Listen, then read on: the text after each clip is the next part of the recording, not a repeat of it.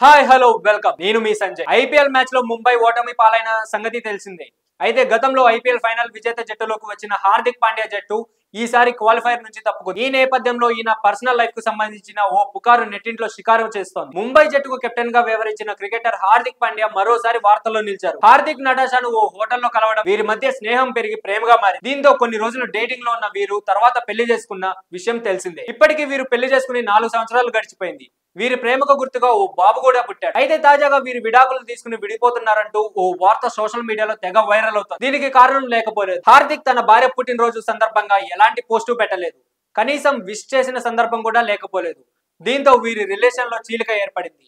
వీరు త్వరలో విడాకులు తీసుకుంటున్నారని రెడీ అవుతున్నట్లుగా ముంబై మీడియాలో గుసగుసలు వినిపిస్తున్నాయి అంతేకాకుండా వీరి ఫ్యామిలీతో కలిసి ఉన్న ఫోటోలను ఎప్పటికప్పుడు షేర్ చేస్తూ ఉండేవారు కానీ ఈ మధ్య